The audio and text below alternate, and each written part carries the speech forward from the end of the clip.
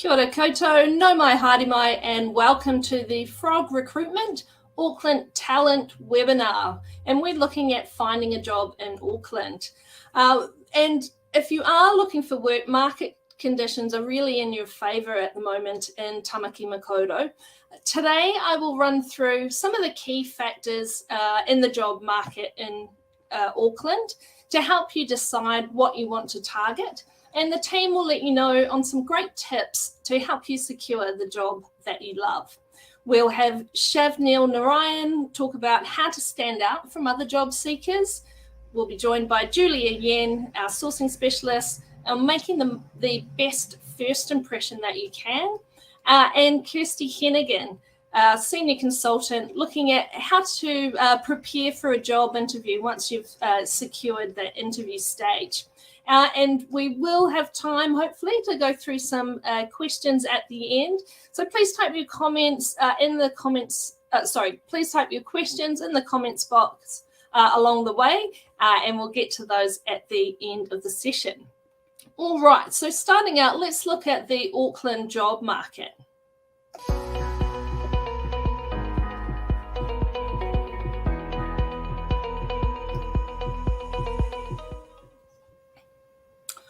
Okay, so for one of the key things that we're looking at, it's mostly good news for job seekers in Auckland. So if we look at across the regions, we found that Auckland was the region with the biggest increase in filled jobs. So they saw a 0.7% increase in filled jobs, which was the greatest region or greatest increase across the regions, compared with the December 2021 quarter. And we saw earnings increase across all industries. So construction was up 14%, looking in all the top three here. So around that 1.7 billion mark. Professional, scientific and technical services showed the next increase, up 12%, and healthcare and social assistance up 11%. So we have seen those increases, which is of course good news. But as we'll talk a little bit later on, of course, inflation will play a part in that as well.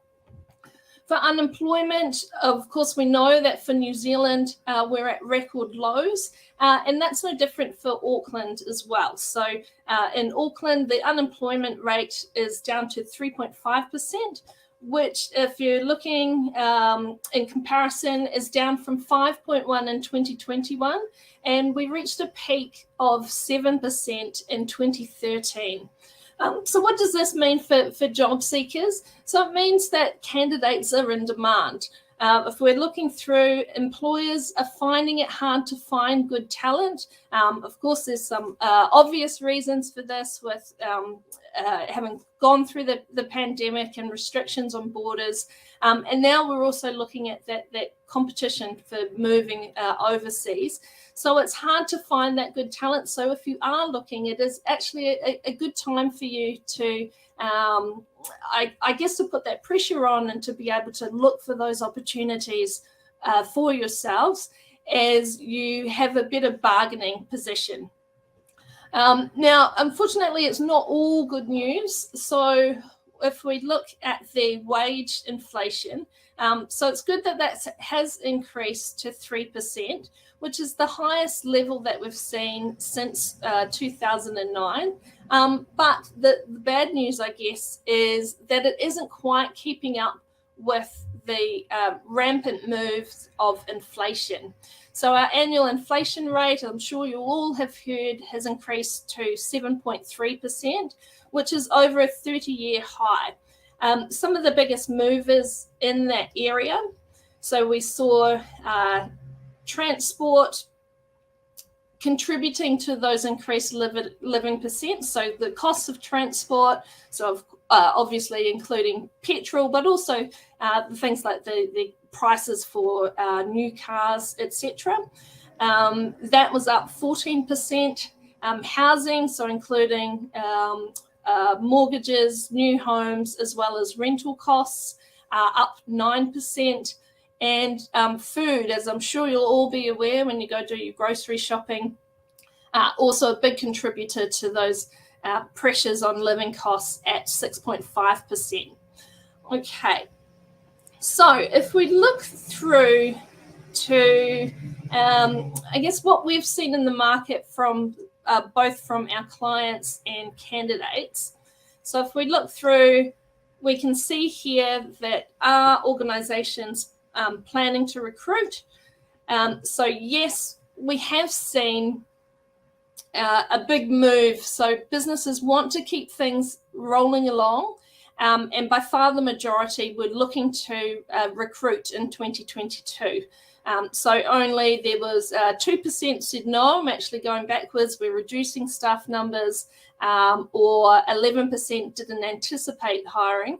But by far the majority were looking to recruit. Whether or not they can find staff is a different story as well. So again, it puts you in a good position if you are looking for a new job at the moment.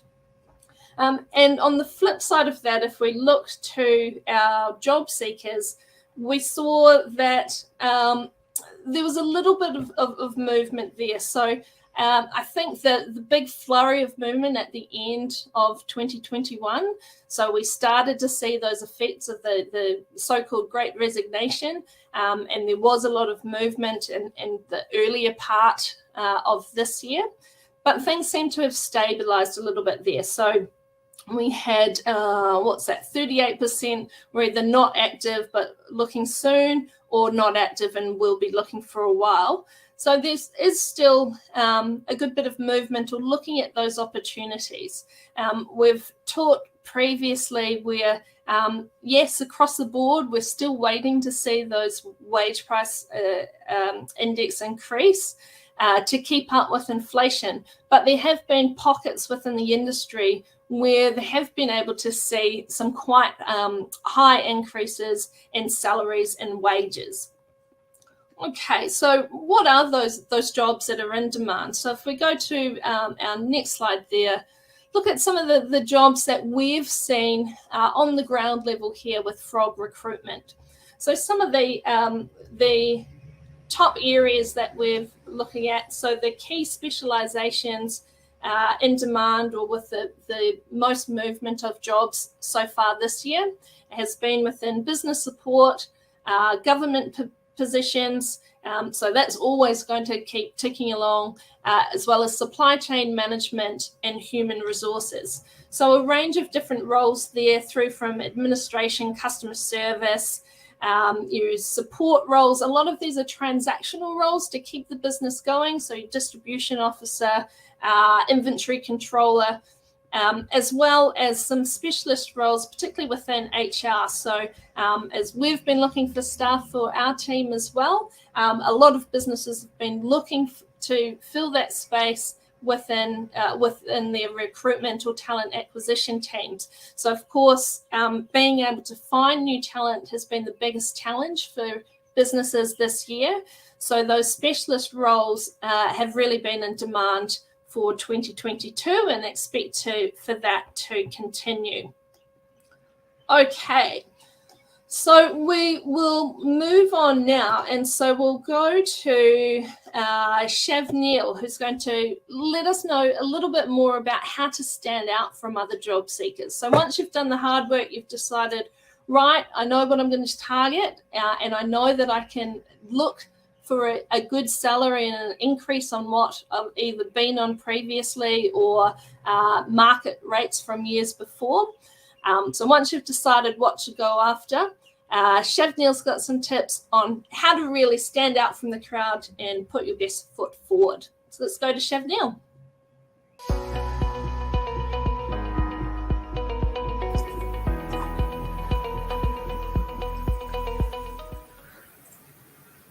Thank you, Shannon. Even though it is a candidate short market at the moment, it doesn't always necessarily mean you'll be a shoe-in for that role that you want at the moment. If you're asking why that is, think of it this way. You went and saw the latest Marvel movie just last week. there was a scene in there that got you really excited. You told your mates and your friends and colleagues as well, and it got them excited too. So that's kind of the impression you want to start building when you do go ahead and meet the interviewer or the interviewee, and also in the application progress as well. So I've just got some top tips to help sort of grow that knowledge and that foundation around that. The first thing is like how to get your application to stand out from others, what to do after searching, after sending in your application, building connection during your interview, as well as communication is always key. We'll start off with how to get your application to stand out from others. Firstly, I would recommend doing some research on the company itself and going through the job description itself as well, just to see if there's any key links or transferable skills that you already have and you've acquired throughout your years and your other job experiences, and build your CV using those as a foundation, moving from there. And it doesn't always, when I say try to stand out from others, it doesn't always necessarily mean make your CV look pretty, as it may distract like the readers from what is important, which is the key skills that you want to bring to your next role. One thing I would recommend is using the funnel approach. So it is going ahead and saying, putting the key skills on top first, and then moving down from the funnel and putting all the other like sort of tasters or like the other bits, key juicy bits of information that might also help you to stand out as well. So after you've done that, you've sent it through, what do you do after that? So what you want to do after that is just go ahead and contact the recruiter or the employer. If they have a contact details given there, just say, hey, introduce yourself. Say, hey, I've gone ahead and applied for this role. But also have relevant questions to your application and to the role itself, so that can be answered. And it shows that you are interested in this role and you want to get a bit more information. And that sort of also opens it up a little bit towards like a screening process as well, and go from there. And it puts you on top of like the application part as well. So once you've done that, you send your application in, you've got in front of the recruiter or the employer. What's next is, once they're impressed with those key information that you've given, they'll want to interview you.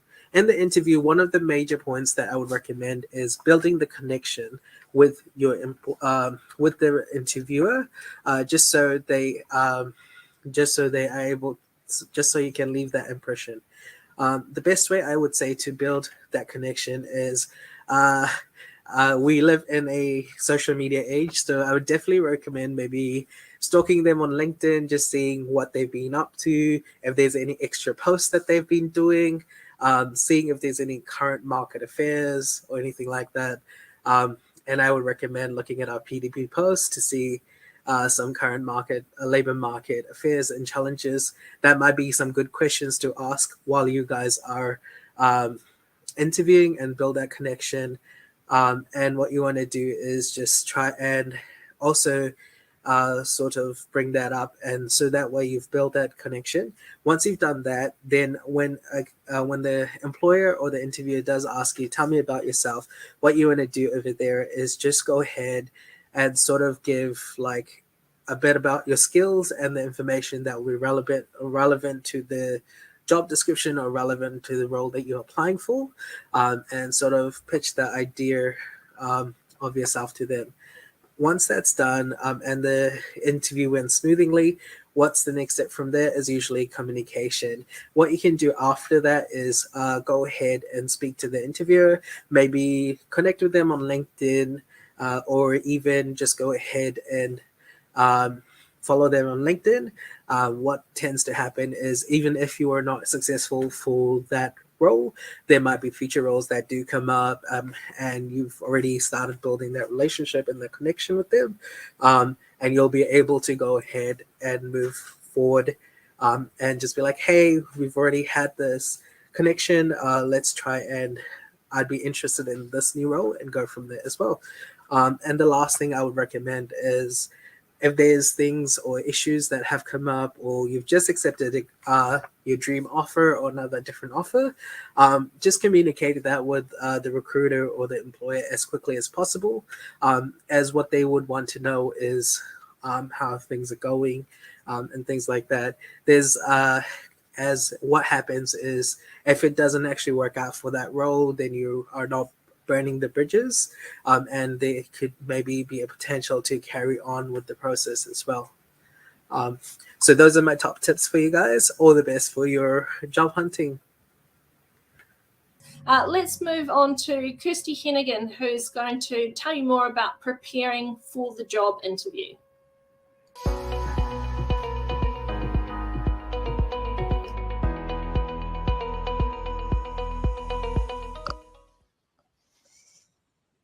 Hello, thank you so much, guys. So I think this leads on quite nicely to what Julia and Shavneel have discussed. So as it's been mentioned, it is definitely a job seekers market at the moment, and we are in a position where clients need to be selling the position, while companies need to be selling the position to you, but you definitely still need to be putting your best foot forward. You may still be in competition with other candidates, so you definitely want to be making the best impression that you possibly can. So I just wanted to go through a few different stages of the interview process and just the best way to kind of prepare and how to run through some parts of your CV. And so the first thing is going through your work experience. In terms of this sector, I do think it's quite interesting, because sometimes when we are speaking to candidates and interviewing candidates, they sometimes just explain, like, let's say for example, an executive assistant role, and you ask them what they do in their particular role. Sometimes it's a case of, oh, it's an executive assistant role, like I do minutes, I do diary management, I do travel arrangements, that kind of thing. What I would highlight here is, don't presume that your executive assistant role is the same as someone else's. You really want to highlight what those things looked like in your particular role. So you want to be able to paint the picture of what you did in your position and give specifics of what that looked like. How many people were you supporting with that? What did the minutes look like? How often did you have to do minutes? What was the turnaround in terms of that, the time? In terms of diary management, how complex was that? What was it you were looking after there? Travel arrangements, was it that you were doing international? Was it national? Did you have to do long trips? Was it short trips? Those kind of things. Did you have to work on any particular projects? So you really want to be highlighting what it was that you actually have done in your position, and really not presuming that because you have a particular title, that everyone's going to know exactly what you were doing within your role. And this is the area where people are looking for those transferable skills and what you're going to be able to bring into your next position.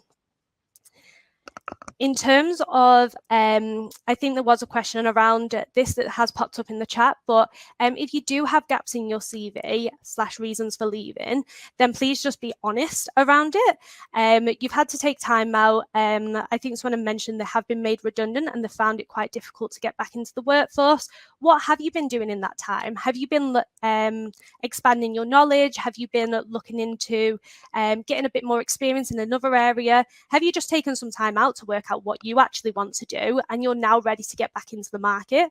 A lot of people are very, very understanding at the moment, because we've all been through COVID, and COVID affected people very, very differently. So just be honest with the reason why you have had time out of your role, and why it is that you're now looking to get back into that position. If you do, we can read body language. So sometimes if you start trying to not be honest around things, it comes up as a bit of a red flag. So those things will start to be probed on. In terms of the next step, one of the main questions that people want to know is, why would you want to work for us? Why do you want to work for our company? And so the best prep that you can do for this is research the company. In terms of this side, I don't know whether anyone else was taught this way, but when I was interviewing, it was about going on the About Us page, reciting the history of a company, and then knowing that you had done your research, so you could tell them that they had they started in 1990 and Dave and John started it up. So you really don't want to go into the history lesson and try and remember all the dates. It's more that you want to give a bit of a brief overview of what they do as a company to showcase that you actually know what they what their company does. And then when you were doing your research into their company, what was it that really excited you about them?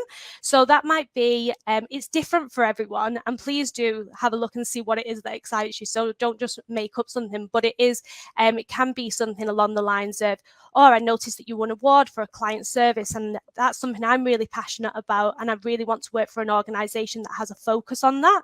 Or it might be, I noticed that you do a lot of community work, and that's something I'm really passionate about. I do a lot of charity work outside of work. It might be that their values align with your values. It might just be that you've looked on their Instagram page, you see that they've got a great team dynamic, and they seem to do a lot within the people and culture aspect. And that's an organisation that you want to be part of. So just anything that has showcased that you've done your research and it's specific to that company. You don't want to be going in and saying, oh, it's a healthcare company and I really want to work for a healthcare company, because there's another 200 companies out there that are healthcare companies that you could go and work for. So you want to make sure that you've showcased that you've actually done your research into that particular company, and these are the reasons why you want to work there. Moving on to the next slide is behavioural questions. So my top tip for this side is, please do not Google for the perfect answer. Google's not going to be able to provide you with the perfect script. Again, I know back in my day, I used to, how can I answer this question? How can I answer this? But in terms of behavioural questions, it's about using the STAR approach. So it's not a case of Google being able to provide you with answers, because it's about your personal experience.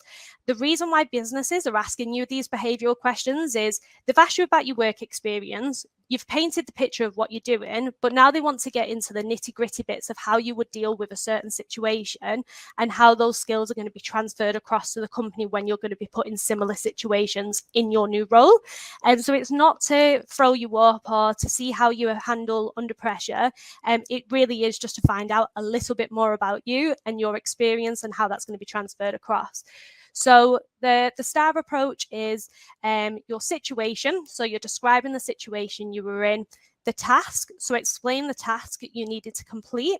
The action, so you're describing the specific actions that you took when you were completing that task. And then the result, so you're going to close with the result of what your efforts were.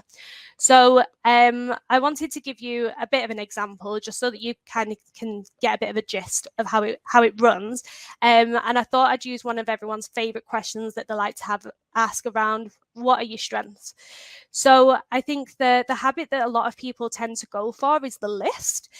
So they like to list off 3 or 4 strengths to showcase what it is that their strengths are, basically, which is great, but it doesn't actually showcase anything. You've just managed to throw out a couple of adjectives. I think that's the right word there. And it also certain adjectives, everyone has their own perspective on what those mean. So you want to showcase what those mean to you. So I'll go through one. So what would you say your strengths are? So I would say I'm hardworking, I'm really results driven. So during COVID, we were working with a logistics company who had a really big increase in terms of their call volumes. And so what they needed to do was they needed to get some staff on board to help out on the customer service front. So they needed 36 call center staff, and they needed them to start in 2 weeks' time. So what we did was we split it off in between 2 of us on the full-time aspect, and we were probably taking around about 50 calls a day from candidates. Between us, we interviewed about 50 candidates. For every single person that we got across the line for an interview, it was quite a stringent assessment process. There were the 3 stages to the interview. We prepped each candidate for every single stage of that interview so that they were feeling comfortable with the interview questions and also with the role play. And in terms of the results, we managed to get 24 people started the following week, and then we managed to get the further 12 people the week after. We did get feedback about what we did really well, but also what we needed to improve on for next time. And we implemented those for the next time that we had a recruitment drive with them. And we still work with them across the business when they do need to upscale. So that kind of just gives you a bit of an example of the way that you'd want to kind of word those answers and the way that you want to go about answering any behavioural questions. One of the things that I do just want to note that even if your result is a negative result, that's not a problem, but what you want to add on at the end is what you learn from that situation. So you want to be able to tell someone that, yeah, it wasn't the most positive outcome, but what we actually learned from that was the next time we did it, we did X, Y, Z, so that you're showcasing that you have learned from those situations and the mistakes that you've made in previous situations. One thing I want to mention around behavioural questions, they can come in many forms. So it might not be, can you tell me a time about this? Or can you tell me a time about that? So it can come in the form of, how would you deal with this situation? How would you work in a team? How do you work towards deadlines? And what you need to think of all of those questions is, can you tell me a time when you've had to deal with this situation? And that way you can instantly go in with examples. You, as Julie mentioned, you really don't want it to sound scripted, because sometimes when you've got a scripted answer there, it sounds scripted. So you go into robot mode and your personality is not coming across, and people buy from people. So they want to see that you're going to fit in their team and that they're going to get along with you and you're going to really add to the culture. And if you're in interview mode and you're in your script, you're really not showcasing any of your soft skills. So all I'd say is very similar to what Julia mentioned. Practice before you go into an interview, but just come up with stories around a couple of different things, a couple of different situations. So the best thing that you can do is have a look at a job description, have a look at the core competencies that they're looking for within that role, and then you could probably get an understanding of what kind of questions they're going to ask you in terms of the behavioural questions. So is teamwork a really big thing for this role? You're going to be working in a team quite a lot. So that way you can then think of an example of when you've had to work in a team previously. Okay, so it's going to have really strict deadlines. It's a project role. They're going to have deadlines and you're going to need to have a focus on that. When have you had to do that previously? There's a lot of multitasking. It's a really fast-paced environment and you need to jump from one thing to the next. When have I had to multitask previously? What was the situation? What was the task? What was the action? And what was the result? So yeah, so I think that's kind of my top tips around interview prep. I could probably go into so much more, but I got told I was only allowed 10 minutes. So I'll pass it over to Shannon. Okay. Well, I think that is it for us today. Feel free. It's easy to get in touch with us. So if you do have any other questions or just want to reach out to the team, if you're looking for work in Tamaki Makaurau, feel free to reach out to Julia, Shavneel, Kirsty, myself, or any of the team at Frog in Auckland and Wellington. And we'll be happy to help or at least point you in the right direction. Thank you so much for joining us. I hope you're able to get some good tips to be able to help you secure the job you love. Ngā mihi nui. Thanks so much.